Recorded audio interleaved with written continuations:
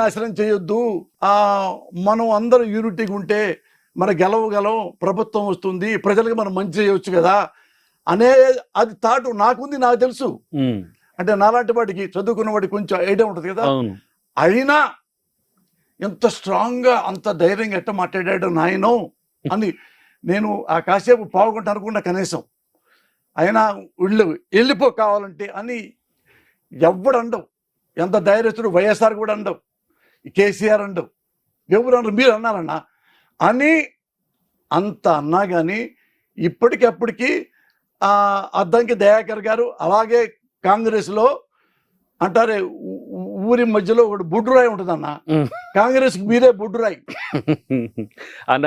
దీంట్లో మీకు చెప్పాల్సింది ఏంటంటే మీలో కూడా నేను అపరిచితుడిని చూస్తా. అంటే సమాజంలో ఏది కొంత అతిగా ఉండకూడదో దాని పట్ల నీ తెగింపు నేను చూస్తా.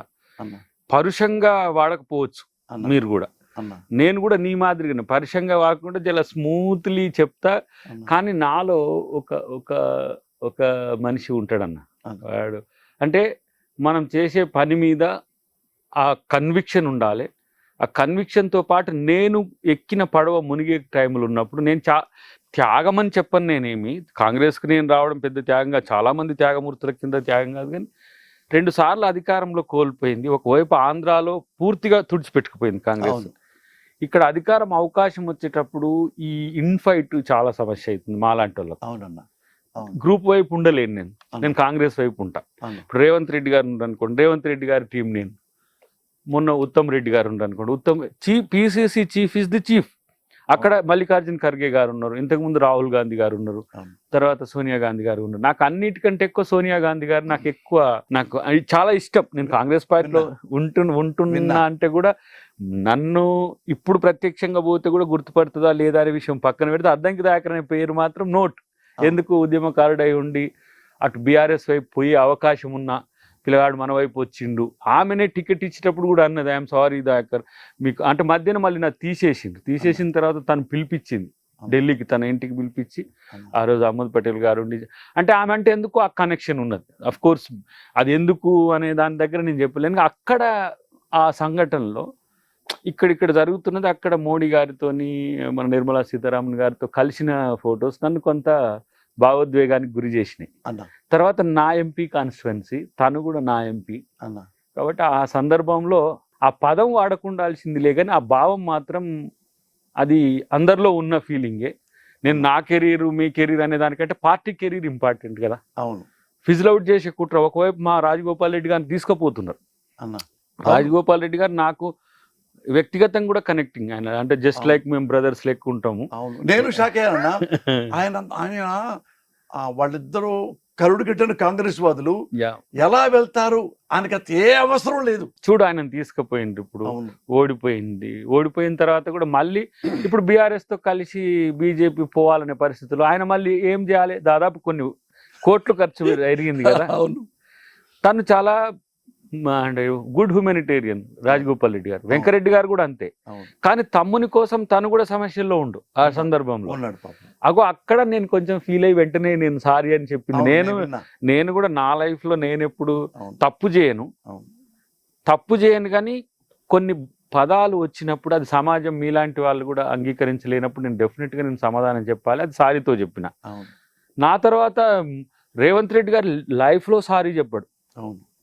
ఎందుకు ఆయన నాతో అన్నాడు వ్యక్తిగతంగా కూడా. ఆయన సారీ చెప్పిన వెంటనే నేను కూడా సారీ చెప్పిన. అంటే కలిసిపోవడానికి మనం తగ్గడానికి కూడా ఆలోచించాల్సిన అవసరం చెప్పినట్టున్నాడు అంతే.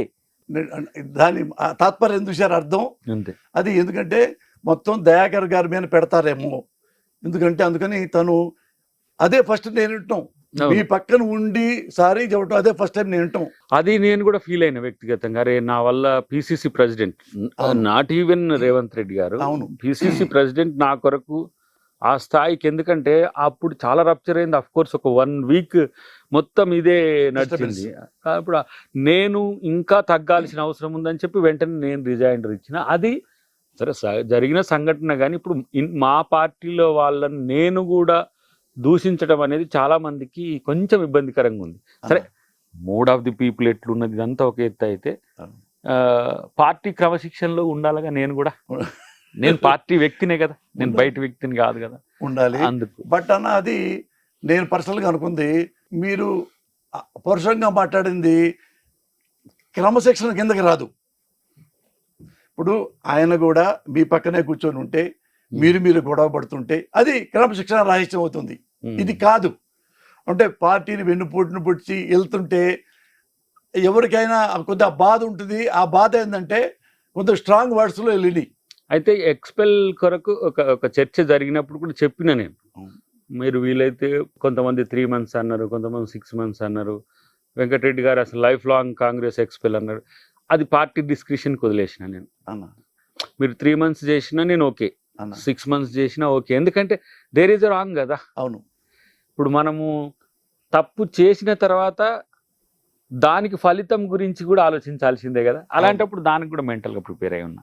బట్ నేను ఆ రోజు చాలా మంది ఏంటంటే దయాకర్ తప్పు చెయ్యలేదు అనే ఒక భావనతోనే ఎక్కువ మంది ఉండే.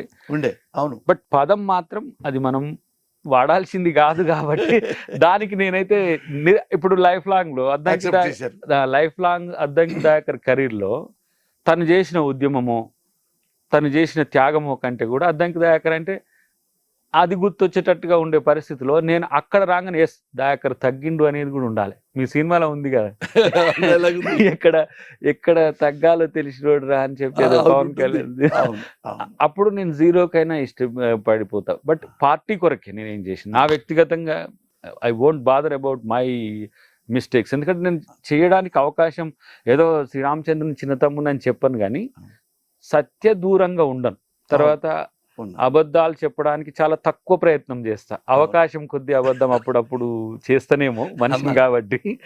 బట్ కొంత మొడాలిటీస్ను, ఇప్పుడు మొడాలిటీస్ను చదువుకున్న మనమే ఇంగితం తప్పితే సమాజం మన పట్ల కూడా అది ఉంటుందని చాలా మంది ఆంధ్ర నుంచి కూడా వైజాగ్ మిత్రులు, తర్వాత బొబ్బిలి వాళ్ళంతా చేసిరు నాకు. చేసి దయాకర్ అన్న ఇంతకంటే పరుషంగా, ఇంతకంటే ఆవేశంగా నువ్వు చాలా భావాలని చెప్పగలవు, కానీ దానికి పదాన్ని వాడుకోవడం ఒక్కటి మాత్రం కొంచెం ఇబ్బందికరం ఉందని నాకు చాలా. అది శుతిమెత్తని ఏమంటాం వెనుక ఉంటుంది. ఇదంతా పార్టీ కోసమే.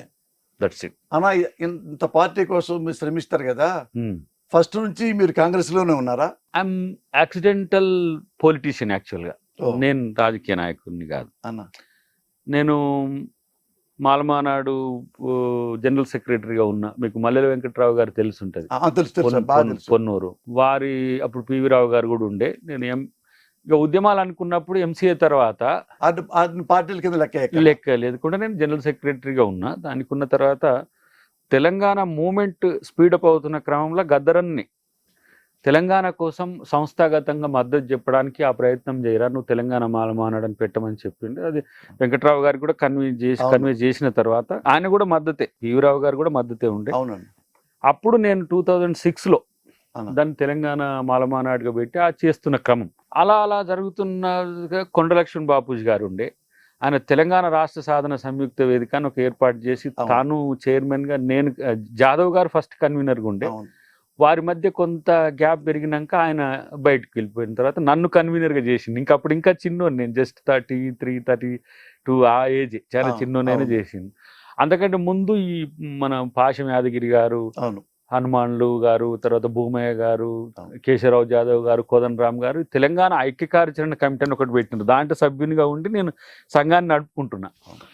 ఆ క్రమంలో 2009 డిక్లరేషన్ వచ్చింది. అవును.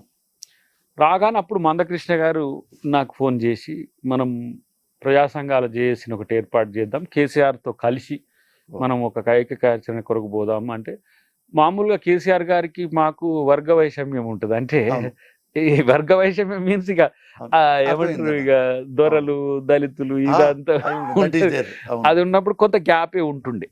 కేసీఆర్ గారు నాకు అంత పరిచయం లేదు. కృష్ణమాదిక్ గారే తీసుకుపోయిండ్రు. దయాకర్ని కూడా మాలమానాడు అధ్యక్షునిగా మనం పెట్టుకుందాం అన్న తర్వాత జేఏసీలో నన్ను సభ్యునిగా చేర్చింది. జేఏసీలో కోదండరామ్ గారితో కలిసి పనిచేయడం, తర్వాత ఇటు కాంగ్రెస్ పార్టీ అందరు ఉన్న తర్వాత కొన్ని రోజుల తర్వాత కృష్ణమాది గారు బయటకు వచ్చేసి, ఇక ఆ నుంచి నేను జేఏసీతోనే ఉన్నా. జేఏసీతో అంటే అంతే చాలా మంది ఏమనుకుంటారు, టీఆర్ఎస్ తో ఉన్నారు అనుకుంటారు. అంటే జేఏసీ అంటే కేసీఆర్ వస్తుండే, ఎక్కువ తను గైడ్ చేస్తుండే. ఎన్నో. ఆ తర్వాత ఏమైందంటే తెలంగాణ ఇచ్చే క్రమంలో సోనియా గాంధీ గారు ఇచ్చిన తర్వాత మీ కోరిక మేరకు నేను తెలంగాణ ఇచ్చిన ఆ రోజు బిల్ అయిపోయినాక మీలో ఎవరైనా రాజకీయ అవకాశం కొరకు మీరు ఉంటే మీరు కాంగ్రెస్ పార్టీని ఆప్ చేసుకోవచ్చు, నేను అవకాశం కల్పిస్తా అని ఆమె హంబుల్గా ఒక జేఏసీ ముందు ఒక రిక్వెస్ట్ చేసింది. కేసీఆర్ గారి కంటే ముందు మేము కలిసినాం ఆమెను. కలిసినప్పుడు ఆమె ఎందుకో నాకు ఇక ఆమె ఇంత కష్టపడి మేము కాంగ్రెస్ని టార్గెట్ చేసి ఇంత చేసినా కూడా ఆమె తెలంగాణ ఇచ్చింది కాబట్టి ఇక ఒకసారి ఇప్పుడు లేకపోతే ఏముంది మళ్ళీ జబ్బకు సంచేసి తెలంగాణ అనుకుంటే తిరగాల్సింది కానీ ఆ సమయం మిగిలిచ్చింది కాబట్టి మీ పార్టీ కొరకు నేను వస్తా అని చెప్పేసి నేను అప్పుడు రాజు గారు ఉండే, దామోదర రాయనరసింహ గారు ఉండే, అట్లా నేను కాంగ్రెస్ పార్టీలోకి ఆ రోజు అట్లా వచ్చిన. అప్పటి నుంచి ఇప్పుడు దాకా అలాగే ఉన్నారు కాంగ్రెస్ లో. కాంగ్రెస్ లోనే అంతకు ముందు పెద్ద ఇష్యూ లేదన్న, ఎందుకంటే అది ఓన్లీ తెలంగాణ మీద వెళ్ళిపోద్ది అంటారు కదా, తెలంగాణ కోసం ఆయన అంటారు కదా కేసీఆర్ గారు, అందుకని అవి తెలంగాణ కోసం కాబట్టి అవి పెద్ద కమర్షియల్ పార్టీల కింద రావు, ఇవి కమర్షియల్. ఇది ఫక్త్ పాలిటిక్స్ అంటే 2014 నుంచి 2014 మార్చి 14th or 15th నేను జాయిన్ అయినా. అది కూడా ఉన్న పలంగా నేను ఎక్కడో జిమ్ కు పోయినా దామోదర విఠల్ గారు చేసిండ్రు, ఇప్పుడు బీజేపీలో ఉంటాడు మన విఠల్ గారు, ఫోన్ చేసి దామను రమ్మని చెప్తే నేను సరే అని చెప్పేసి ఉఠిన పోయినా. ఇక అక్కడి నుంచి ఆ గాంధీ భవన్కి తీసుకుపోయిన నన్ను అక్కడ జాయిన్ చేసింది అంతే. అంటే నేను యాక్చువల్గా నేను పోస్ట్ తెలంగాణలో ఏ లక్ష్యాల కొరకు తెలంగాణ ఉద్యమం జరిగిందో ప్రభుత్వాలు ఏగున్నా వాటిని ప్రశ్నించడం, అవి ఆ వర్గాలకు అందేటట్టుగా, ఇప్పుడు దళితుల నుంచి గిరిజనులు, ఆదివాసీలు, బీసీలు, అగ్రవర్ణాల్లో పేదలు, చెత్త కాగిత జేఏసీని కూడా. హిట్ టీవీ యాప్, ఇందులో short news, live news, entertainment shows, movies, digital magazines తో పాటు మీ జిల్లా వార్తలను కూడా ఫ్రీగా చూడొచ్చు. ఇంకెందుకు ఆలస్యం, వెంటనే హిట్ టీవీ యాప్ ని డౌన్లోడ్ చేసుకుని ఫ్రీగా ఎంటర్టైన్మెంట్ పొందండి. Hit TV app, hit TV app, please download hit TV app. Hit TV app ని ఫ్రీగా డౌన్లోడ్ చేసుకుని ఎంజాయ్ చేయండి. మీకు నచ్చిన ఎంటర్టైన్మెంట్ కోసం హిట్ టీవీ యాప్ ని ఫ్రీగా డౌన్లోడ్ చేసుకుని ఎంజాయ్ చేయండి. హిట్ టీవీ యాప్ ని డౌన్లోడ్ చేసుకుని ఆస్వాదించండి, ఆశీర్వదించండి. ఇంతమంది సెలబ్రిటీలు హిట్ టీవీ యాప్ ని డౌన్లోడ్ చేసుకోండి అని చెప్తున్నారంటే ఎంత మంచి యాప్ ఆలోచించండి. అమెరికా అమెరికా అమెరికా అమెరికాలో చదవాలనుకునే వాళ్ళకి విశ్వసనీయమైన పేరు మన శౌర్య కన్సల్టెన్సీ. UK లో 1 year masters, UK లో 1 year masters, 2 years work permit up to 5 years visa. Contact Saurya Consultancy. Contact 89851 89851.